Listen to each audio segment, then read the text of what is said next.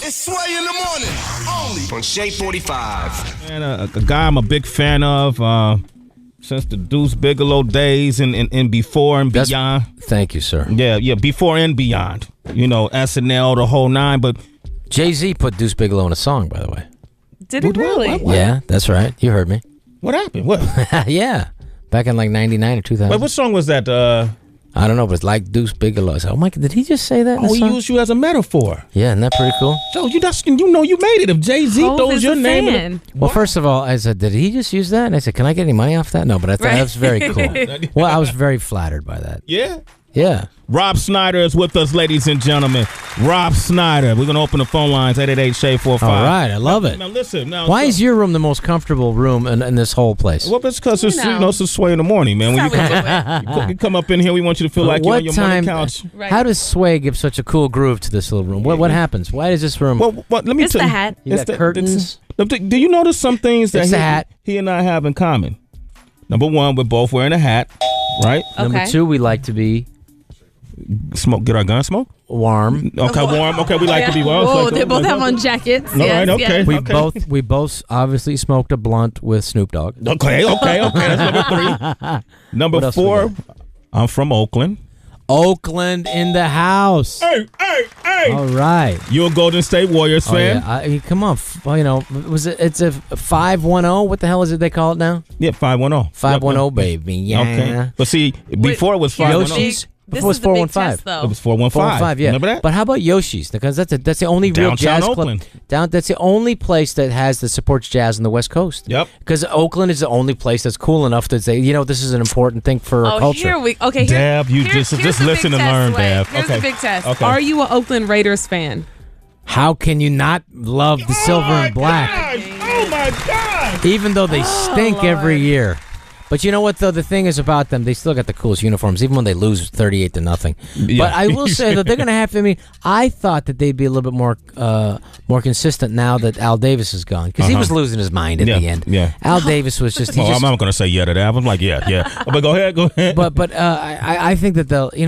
It's good for football when the Raiders are competitive. It is. Raiders epitomize what the NFL is always about. It's true. It's the embodiment of the NFL. Well, they never denied what that it is. Whereas, suppose the rest of the league pretends like the NFL is this clean, happy game. It isn't. It's about guys trying to kill each other. Exactly. With helmets on. And it's unfortunate because her fiance is Dwayne Brown. He's a offensive lineman from the Houston Texans. All right. And they had a great year. They had a great year. Round of applause. They had a good year. That's where your team most of the time stinks, is when they say they had a great year, they lost in the first round of the playoffs. But they did good. They did good. They did. You got to give. Hold on. What just happened? Hold on.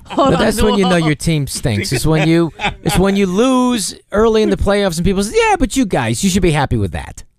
What more do you want? You don't think you should get all the way? I don't know if I'm being dissed right now. I don't know how to respond to this.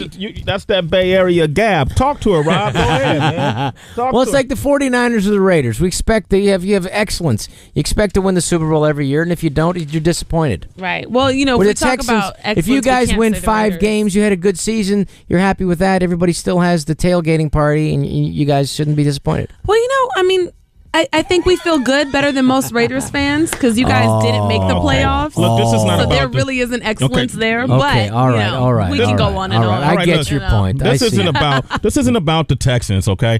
Rob Schneider is hanging out with us, okay? It's some Oakland shit going all right, on right okay. now, whatever. I like it. I like when I'm in Oakland. I like when sometimes you get recognized, sometimes more fun. I like when older black women recognize me, because older black women make you prove who you are. I'll be at the airport in Oakland, they go like, tell me why I know you. Well, tell me why. Don't you walk away from me. You tell me why I know you. Sometimes, the lady will get a little aggressive. This lady at the Oakland airport, she's like, why don't you do a scene from one of y'all movies? And I said, what? Like that's something about Mary movie. Like I wasn't in that movie. You know that movie. You an actor, ain't you? Then do a scene from that movie. It's like, that's the most aggressive. God. So the next thing I know, I was trying to figure out the lines from the movie. And did it work out? Yeah, I know I tried to perform something for her, Rob Schneider's hanging with us. That is funny. The new comedy series is called Rob. We're going to talk about that. 888-SHAY-45. You know that Jay-Z song you was talking about, Rob? Yeah. This is it right here. Oh, yeah. I like girls. Yeah. I through the door. I love girls. Always sleeping on hold. Gotta tie the back of her head like Deuce Bigelow. I got so many girls. There he goes. Damn. That's cool.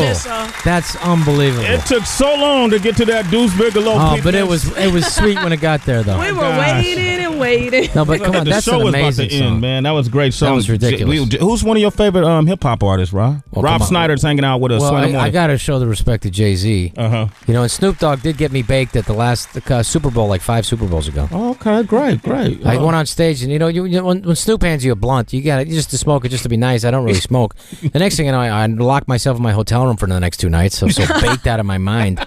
Off that one blunt? He doesn't smoke like, normal pot. I mean, this is like some, hyperbaric ball, and they call it the chronic. The chronic. But let me tell you, the thing about Snoop was, I like that he stopped smoking for 6 weeks and then started again. But he was in Iceland doing a concert, right? Uh-huh. And they brought the dogs in to go in his private jet and everything, and they checked everything, and the speakers and all the stuff and everything. He gets off the jet and everything, and then the next thing he knows, he's in the limousine going to the one hotel on the island in Iceland. Mm-hmm. First thing he does, he rolls up a blunt. And I go, where the hell did you get that? I said, well, I got my ways. I just got to, there's the things that, and it's I don't know if he uses coffee, condoms. I don't know what happened. Orifices. I don't know where it is, but. Yeah. He gets his weed wherever he needs to get it. Snoop Dogg, give him a round of applause, Respect. ladies and gentlemen. Probably swallows it in a little capsule. Yeah. And then bloop, it comes out. I'm sure one of his roadies is his job is. The hell? His roadie has a fake anus. I got to get a roadie with a fake anus. Yeah, but he can hide all kind of things in that. The new series, Rob, it's a funny series. Thank you. Yeah, on CBS right after the Big Bang on 8:30 Thursdays. Thursdays at 8:30. You got, speaking of blunts and weed, you got Cheech. Cheech is in the show, right? That's right. Yeah. Cheech and Chong. He's not giving me one blunt or even a rolling paper. Mm-hmm. I just remember when I was a kid in the Cheech and Chong albums, they had a rolling paper inside the album. Yeah. I did it when you're 10. That's the funniest joke in the world. It's like, somebody's going to roll a joint this big. That's when you were able to do, drug humor back in the 70s without, getting people upset. Yeah. And it was just hilarious. I just remember, remember the drive-in bit? Yeah. Yeah, it's these guys, they're stoned, and they go to the drive-in, and they don't have to pay for their other friends, so they put him in the trunk. Mm-hmm. And then they're so baked that they forget he's in there, and he's like, and they're just like, what's that noise, man? So you gotta do something with your engine, man. So this thing's messed up, bro. So anyway, and then they're watching the movie. So you're laughing at the movie, and then you're laughing at these 2 idiots who are stoned, and you're laughing at the guy in the trunk dying. And so it's just hilarious. I mean, when I was a kid, my brother and I couldn't breathe listening to that stuff. So it's cool getting to work with him. Man, Rob Schneider is hanging out with us. Man, I know we can sit here and talk all morning, even though I know you only got 4 minutes left. I'm going to take some callers, 888-SHAY-45. Nick is from New York. What's your question, Nick? Yeah, Rob Schneider. What I like about you is, right, critics, man, they just love to get at you, but you're not afraid to hold your tongue against the critics. What's the relationship between you and Patrick Goldstein now? Are you guys... Man, that's so cool you even know what that is. No, I'm not cool with him. It's just Patrick Goldstein's a critic for the LA Times. He attacked me, and crapped on one of my movies before it even came out. And it wasn't even in the entertainment section. It was on the front page in bold type above the fold. Uh-huh. So now I just thought, you know what? Just because, I'm an actor doesn't mean I have to be quiet for this, and so I took out a page ad and, crapped on him for a while. And it was just one of those things. Maybe I wouldn't do it again, but it's I don't regret it. Mm-hmm. But it was just one of those things. I'll make fun of him, And I said in an article I took out the full page, I said, the difference between me and you is, if your friends went out with me to lunch, they'd probably say at the end of it, that was interesting. He's a funny guy. I'd like to do that again. Whereas if you went out to eat with my friends to lunch, that you would be beaten beyond recognition.